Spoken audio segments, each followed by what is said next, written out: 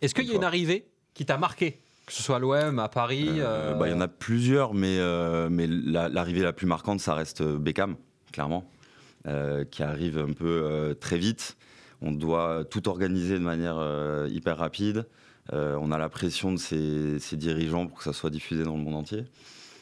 Donc il faut quand même un peu de temps pour organiser. Et donc là, on a toute l'équipe com qui est sur le pont. Et voilà, donc je pense que c'est la plus marquante. Après, il y a eu. Je m'en souviens, celle-ci. On va en parler des autres, mais celle de Beckham, moi j'étais en conférence de presse. J'avais jamais vu l'auditorium du Parc des Princes dans un tel état d'ébullition. Et pourtant, on a fait quelques conférences de presse là-bas. Mais d'abord, Rémi, tu as retrouvé quelque chose, un document important. Ouais, parce que à l'époque, c'était sur Facebook, c'était pas encore sur Twitter, mais c'est donc David Beckham qui poste cette vidéo en disant qu'il est en chemin pour Paris. Il est dans un avion, il a son petit café. Est-ce que typiquement, quand il poste cette photo, toi, ça te met dans le rouge parce que c'est pas encore officiel, mais clairement il annonce le message. On a l'info normalement. Ouais. Normalement, parce que c'est pas forcément le cas dans tous les clubs ou dans toutes les situations. Là, on a été mis dans la boucle, bien entendu, et c'est une coordination entre ses agents de communication, ses agents et l'équipe de communication et sportive du Paris Saint-Germain, bien sûr. Et donc l'arrivée de Beckham, je le disais, donc une effervescence dans cet auditorium, ça t'a marqué aussi ? Oui, je pense qu'on n'a pas du tout respecté les consignes de sécurité, à mon avis. Je pense qu'on était quasiment 400 journalistes, avec je ne sais pas combien de caméras, c'était hallucinant, il y en avait dans tous les sens. Et après, on voit, ce qui est marrant, c'est qu'il y a le rendu qui est hyper propre, hyper clean, et tout le monde en costard, etc. Et derrière la caméra, c'est un bordel sans nom. Et c'était une super expérience, très compliquée à gérer clairement, mais super expérience. Et l'homme était comment, Beckham ? Incroyable. Un des joueurs les plus pros et les plus gentils que j'ai rencontrés dans ma carrière. T'as son numéro ? Je l'ai plus. Enfin, j'ai encore un numéro, mais je pense qu'il a changé. On va en parler à la fin de l'émission. Bon, il y a moyen de le retrouver, son numéro. On connaît des gens qui le connaissent. Autre arrivée marquante, Yann. Évidemment, regarde ces images qui ont ouvert une nouvelle ère, on va le dire, même carrément, avec le Paris Saint-Germain. C'était devant la Tour Eiffel, c'était l'arrivée d'un certain Zlatan Ibrahimovic. Et on te voit, là, tu es en costard, de dos, et tu tiens le maillot que tu vas tendre à Ibrahimovic. Raconte-nous un petit peu quels sont tes souvenirs et qu'est-ce qui te passe par la tête à ce moment-là ? Là, on réfléchit pas en fait. On a un cahier des charges à respecter. Tout se fait un peu à l'arrache parce que c'était pas prévu ça. Ça s'est fait last minute. Donc la team sécurité du PSG n'était pas hyper contente. Qu'est-ce qui se fait last minute ? C'est le fait que ce soit à la Tour Eiffel ? Exactement. C'était pas prévu du tout et ça s'est fait vraiment last minute. Et bon, là, on a l'impression que c'est un truc hyper organisé. Mais au final, pas du tout. On voit Mickaël Baudrier qui était au Paris Saint-Germain en costume, là, qui veille parce qu'il y a beaucoup de monde, forcément. Et par contre, c'est des images qui ont fait le tour du monde. Donc en termes d'impact, communication, un nouveau projet qui veut rayonner à l'international, c'est parfait. Toi, à ce moment-là, c'est quoi ton rôle ? Qu'est-ce que tu dois faire ? Tu dois le driver ? Tu dois juste le donner, entre guillemets, les bonnes infos au bon moment, le maillot, le ballon ? Parce qu'on va voir que tu vas lui donner un maillot. Enfin, en tout cas, il va avoir un ballon. Oui, alors là, pareil, c'est un peu de l'impro, on va pas se mentir. Ouais. Mais oui, là, je lui donne le maillot parce que on sait que c'est la photo qui va faire le tour du monde avec le maillot devant la Tour Eiffel. Et après, le ballon, c'est plutôt de l'entertainment. Ouais. C'est pour qu'il y ait une interaction avec les fans. Et ça a hyper bien marché, on voit que tout le monde est content. En plus, il y a du soleil à Paris, incroyable, ce qui n'est pas toujours le cas. Et tout le monde sourit et c'est une super OP de communication.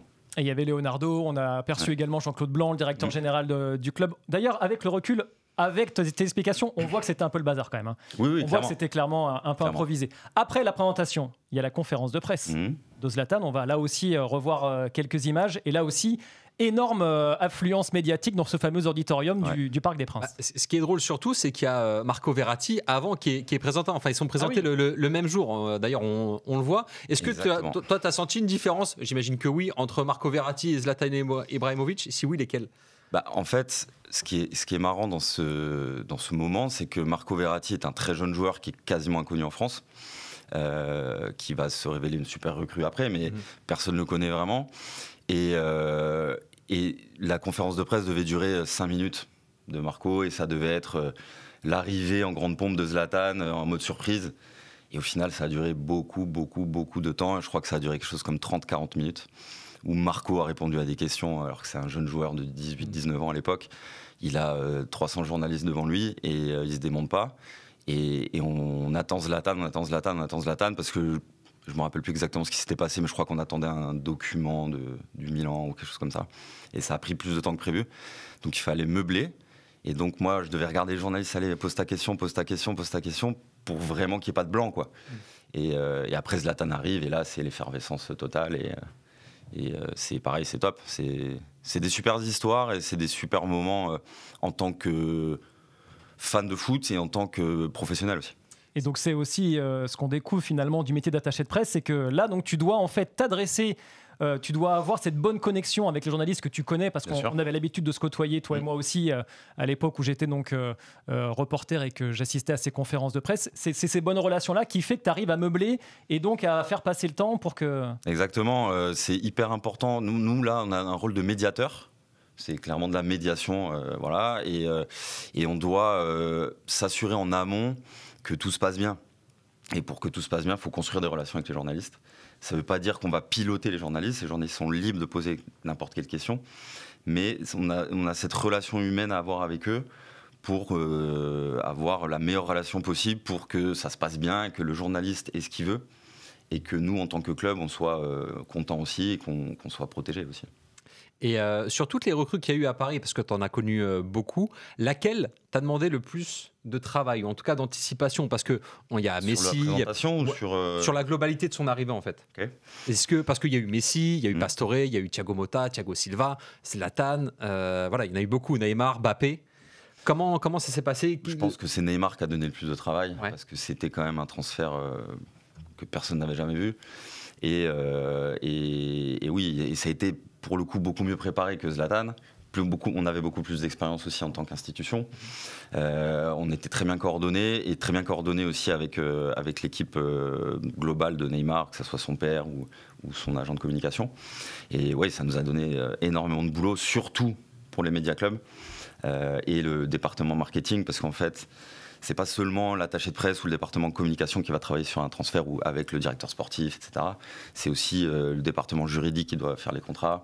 C'est le département marketing ou brand du club qui va imaginer des choses pour qu'il y ait un impact mondial. C'est le département sécurité qui doit tout organiser. Enfin, c'est énormément de travail pour tout le monde, pour tout le club. Et là, tu vois la différence entre l'arrivée de Zlatan et celle de Neymar en termes d'impact et en termes de préparation aussi. J'imagine que vous étiez déjà beaucoup plus prêts en termes de club et d'institution à mettre en valeur le joueur. Bien sûr, Zlatan, c'est la première recrue. Bon, il y a eu Pastore avant, mais Zlatan, ça reste Zlatan. La première recrue qui a eu un retentissement mondial au Paris Saint-Germain sous l'ère QSI. Et derrière, Neymar, c'est la X recrue. Donc forcément, on est beaucoup mieux préparé. Le club a énormément évolué aussi depuis, parce que je pense que quand Zlatan arrive, on est quelque chose comme 80-90 salariés dans le club. Quand Neymar arrive, on est 800. X10. Voilà. Ouais.